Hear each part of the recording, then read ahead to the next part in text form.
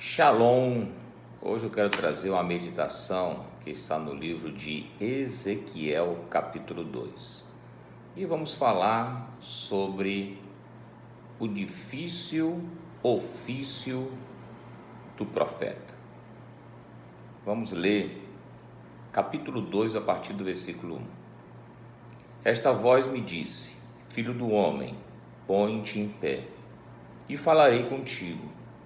Então entrou em mim o Espírito, quando falava comigo, e me pôs em pé, e ouvi o que me falava.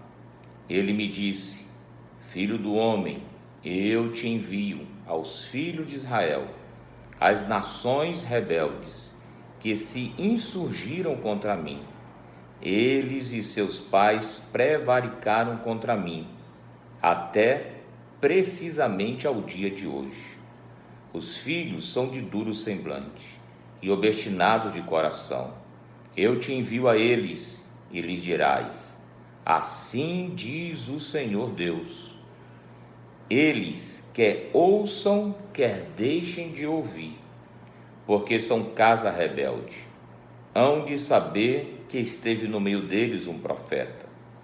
Tu, ó filho do homem, não o temas, nem temas as suas palavras, ainda que haja sarças e espinhos para contigo, e tu habites com escorpiões. Não temas as suas palavras, nem te assustes com o rosto deles, porque são casa rebelde. Mas tu lhes dirás as minhas palavras, quer ouçam, quer deixem de ouvir, pois são rebeldes. O profeta Ezequiel viveu cerca de 580 a.C., no período do Império Babilônico, quando Israel foi levado cativeiro, e lá eles vivem 70 anos como escravos. E Deus então escolhe Ezequiel para ser um profeta. E o que é ser um profeta? É um porta-voz, é um mensageiro. Muitos pensam e têm a ideia que o profeta é um tipo de juiz que veio julgar, mas não é.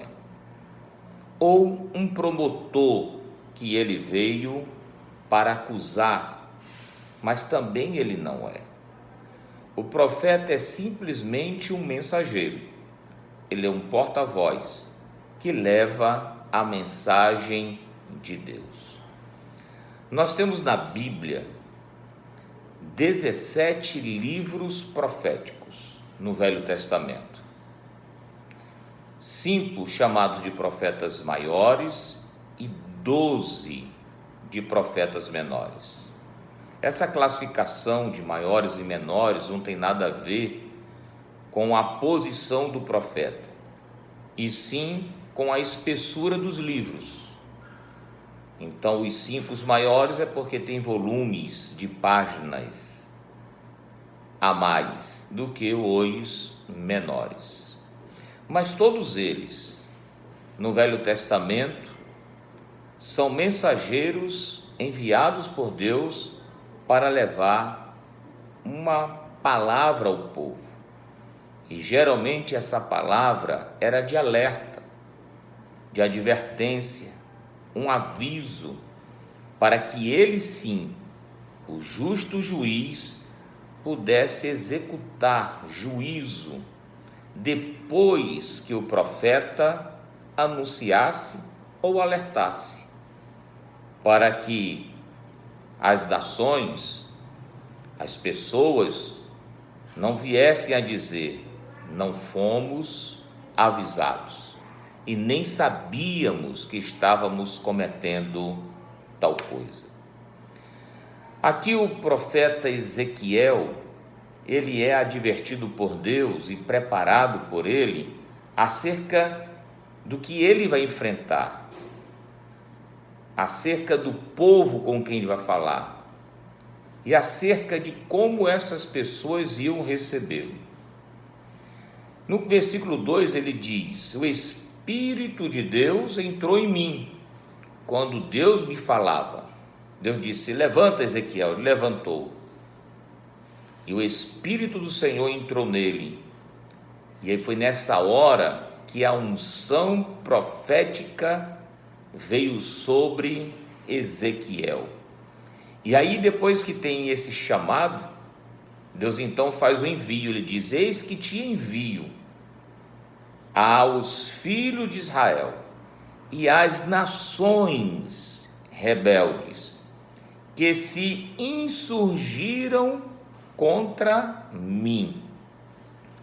E a palavra insurgir aqui é a palavra mahad no hebraico, que significa rebelar-se, revoltar-se, ser rebelde contra a autoridade, contra a luz que representa a verdade e, é claro, a Deus.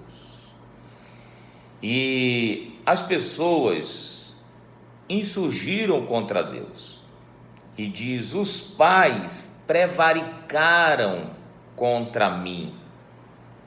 E a palavra prevaricar também é se rebelar, transgredir. Então os pais transgrediram o quê? A palavra de Deus.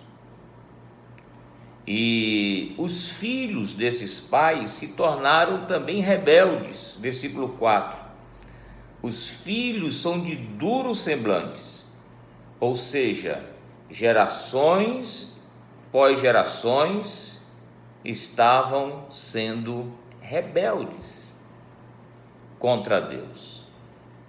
E essa rebelião contra Deus é prevaricar contra a palavra de Deus, em obedecer a palavra de Deus. A palavra de Deus, a Bíblia Sagrada, ela foi deixada para nós como mandamentos, como lei, que tem instrução, como bússola que nos mostra o caminho, que fala da origem, do Gênesis, do início de tudo, a revelação de Deus na história da humanidade, a manifestação da salvação na pessoa de Jesus, e fala sobre os fins dos tempos. Tudo para que a humanidade pudesse seguir, andar segura, debaixo dessa orientação, dessa palavra, dessa instrução. Nós estamos vivendo momentos em que nós estamos vendo o poder da caneta das autoridades, de um prefeito, de um governador, de um presidente, e até disputa desse poder territorial, na geografia, que temos aí os decretos que limita a população de determinadas coisas, na quarentena. Enfim, tem o seu fim proveitoso? Tem. Mas eu quero dizer que decretos são para serem obedecidos. Caso contrário, aquele que tem autoridade e decretou pode usar da força, da lei, para obrigar as pessoas, a população, o cidadão, a seguir aquele decreto.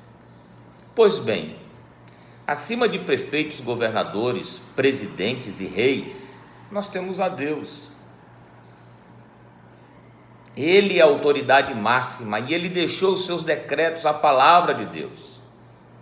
E o que acontece quando essa palavra é transgredida? O que acontece? Vem juízo. E para vir juízo, Deus envia os profetas para alertar que os decretos foram violados e que precisam ser cumpridos. É a palavra de Deus. E ele diz ao profeta, versículo 5: fale para eles e diga assim: assim diz o Senhor. Ou seja, não é palavra de Ezequiel, é a palavra de Deus. Ele está sendo enviado como porta-voz de Deus. Versículo 5 diz: quer ouçam ou quer deixem de ouvir, porque eles são casa rebelde. Você não vai chegar lá, profeta, e falar e vai ser aceito, vai ser querido. Não, eles são rebeldes, eles são desobedientes. Mas avisa, porque o juízo virá. E quando vier, eles não podem reclamar, porque está escrito: passarão céus e terras, mas as minhas palavras não hão de passar. Não temas as palavras dele, disse o Senhor ao profeta. Ou seja, o feedback da mensagem entregue. Porque eles são sarças e espinhos para contigo. Vão te espetar, vão resistir. Você vai estar entre escorpiões, um bicho peçonhento, horripilante. Eles são venenosos. Não se assuste com o rosto, a cara feia que eles vão fazer, porque eles são casa rebelde. Mas mesmo assim tu lhes dirás a minha palavra, quer ouçam, quer deixam de ouvir, pois são rebeldes. Interessante que a gente, olhando para os dias de hoje, percebemos o quanto ainda as pessoas são rebeldes para com Deus. Eles querem a Deus para atender às suas próprias conveniências, atender os seus pedidos, suas orações, para receber as suas bênçãos. As pessoas hoje querem a palavra de Deus, os textos que têm promessas, palavras boas. O Senhor te guarda, o Senhor te abençoa, o Senhor te protege, o Senhor é contigo, nada vai te acontecer, repousará sobre você as bênçãos, a prosperidade. São as palavras que as pessoas querem encontrar na Bíblia. Mas se você observar, tem promessas na Bíblia? Tem, mas elas são para os obedientes. Elas são para aqueles que são fiéis a Deus. Elas são para aqueles que guardam a palavra de Deus no coração e têm temor para não pecar contra Deus. Aqui está a essência do ministério profético, de ir e avisar, porque o juízo de Deus, ele chega sobre a terra, ou sobre uma nação, uma cidade, sobre a família, sobre uma pessoa, de forma individual e coletiva, e precisamos estar firmes e ser encontrados obedientes ao nosso Deus. Dura coisa é Deus olhar para um homem, uma mulher, uma casa, uma cidade, uma nação e dizer: eles são casa rebelde. O profeta não veio acusar, o profeta veio alertar. Que Deus abençoe sua vida, que você possa alinhar sua vida à vontade de Deus, à sua palavra, e receber o livramento do Senhor. Shalom.